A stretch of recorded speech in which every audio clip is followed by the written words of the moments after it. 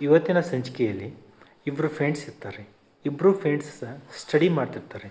Study ಮಾಡ್ತಾ ಇದ್ದಾಗ ಏನಾಯ್ತು ಅಂದರೆ ಒಂದು ಕಾಲ್ಫಾರ್ಮ್ ಆಗುತ್ತೆ. ಕಾಲ್ಫಾರ್ಮ್ ಆಗಿದಾಗ ಇಬ್ಬರು ಅಪ್ಲಿಕೇಶನ್ ಹಾಕ್ತಾರೆ.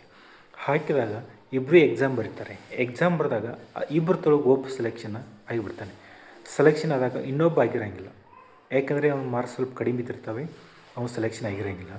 ಅವಾಗ ಅವ್ನು ಏನು ಮಾಡ್ತಾನಂದರೆ ಇಲ್ಲಿ ಬಿಡು ಇನ್ನೊಂದು ಚಾನ್ಸ್ ನೋಡೋಣ ಅಂತಂದು ಏನು ಮಾಡ್ತಾನಂದ್ರೆ ಈ ಸೆಲೆಕ್ಷನ್ ಆದಂಕಿಂತ ಸ್ವಲ್ಪ ಬೇಜಾರಲ್ಲಿ ಇರ್ತಾನೆ. ಈ ಸೆಲೆಕ್ಷನ್ ಆದ ಖುಷಿಯಾಗಿ ಹೋಗಿ ಜಾಯ್ನ್ ಆಗಿ ಅವ್ನ ಫ್ರೆಂಡ್ಸ್ ಹೇಳಿ ಜಾಯ್ನ್ ಆಗಿಬಿಡ್ತಾನೆ. ಜಾಯ್ನ್ ಆದಾಗ ಏನಾಗುತ್ತೆ ಅಂದರೆ ಅವ್ನು ಜಾಯ್ನ್ ಆಗಿ ತಮ್ಮ ಕೆಲಸವನ್ನು ಮಾಡಿಬಿಡ್ತಾನೆ. ಆಮೇಲೆ ಇವನು ಮತ್ತು ಸ್ಟಡಿ ಮಾಡಿ ಇನ್ನೊಮ್ಮೆ ಕಾಲ್ಫರ್ ಮಾಡಿದಾಗ ಎಕ್ಸಾಮ್ ಕೂತು ಮತ್ತು ಏನು ಮಾಡ್ತಾನಂದ್ರೆ ಸೆಲೆಕ್ಷನ್ ಆಗಿಬಿಡ್ತಾನೆ. ಸೆಲೆಕ್ಷನ್ ಆದಾಗ ಏನಾಗುತ್ತೆ ಅಂದರೆ ಮುಖ್ಯವಾಗಿ ಫಸ್ಟ್ ಏನು ಸೆಲೆಕ್ಷನ್ ಆಗಿರ್ತಾನಲ್ಲ ಫ್ರೆಂಡ್ಸ್, ಅವನಕ್ಕಿಂತ ಇವನಿಗೆ ಒಳ್ಳೆ ಪೋಸ್ಟ್ ಸಿಗುತ್ತೆ. ಅವಾಗ ಆ ಫ್ರೆಂಡ್ ಇರ್ತಾನಲ್ಲ ಫಸ್ಟ್ ಸೆಲೆಕ್ಷನ್ ಅದಾವ, ಅವನು ಇವನು ನೋಡಿ ಸ್ವಲ್ಪ ಇದನ್ನು ಮಾಡ್ತಾನೆ. ಯಾಕೆ ಹೇಳಿ, ನನಗಿಂತ ಹೆಚ್ಚಿನ ಪೋಸ್ಟ್ ಸಿಕ್ಕಿಲ್ಲ ಅವನದು. ಅದೇ ಹೇಳ್ತೀನಿ, ಫಸ್ಟ್ ಸೆಲೆಕ್ಷನ್ ಆಗಿರ್ತಾನೆ ಅವಾಗ ಇವು ಏನು ಮಾಡ್ತಾನಂದ್ರೆ ಅವಾಗೇನೂ ಅಂದಿರಂಗಿಲ್ಲ, ಇಲ್ಲಿ ಬಿಡು ನಾನು ಇನ್ನೊಂದು ಚಾನ್ಸ್ ನೋಡ್ತೀನಿ ಅಂತ ಅಂದಿರ್ತಾನೆ.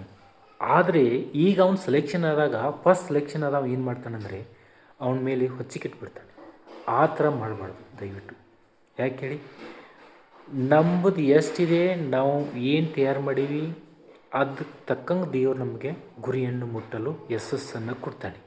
ಗೊತ್ತಾಯ್ತಾ? ಆ ಫ್ರೆಂಡ್ಸ್ ಏನಿರ್ತಲ್ಲ ನಿನಗೆ ಅಷ್ಟೇ ಸಾಧನೆಗೆ ಅಷ್ಟೇ ಯೋಗ್ಯವಾದ ಒಂದು ಕರೆಕ್ಟ ದೇವ್ರು ಕೊಟ್ಟಿದ್ದಾನೆ.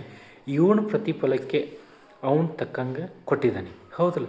ಸಮವಾಗಿ ಇಷ್ಟ ತಿಳ್ಕೊಂಡು ಏನು ಮಾಡ್ಬೇಕಂದ್ರೆ ನಾವು ಏನು ಮಾಡ್ಬೇಕಂದ್ರೆ ಅವನ ಯಶಸ್ಸಿಗೆ ಅವ್ನು ಕರೆಕ್ಟಾಗಿ ಸಿಕ್ಕಿದೆ, ನನ್ನ ಯಶಸ್ಸಿಗೆ ನನಗೆ ಕರೆಕ್ಟಾಗಿ ಸಿಕ್ಕಿದೆ ಅಂತ ಸಮಾನ ತಿಳ್ಕೊಂಡ್ರೆ ಮತ್ತು ದೇವರು ಮುಂದಿನ ಹೆಚ್ಚಿನ ಪ್ರಮಾಣದಲ್ಲಿ ಕೂಡ ದೇವರವನಿಗೆ ಸಹಾಯ ಮಾಡುವಟ್ಟು ಅವರಿಗೆ ಆಶೀರ್ವಾದವನ್ನು ಕೊಡ್ತಾನೆ.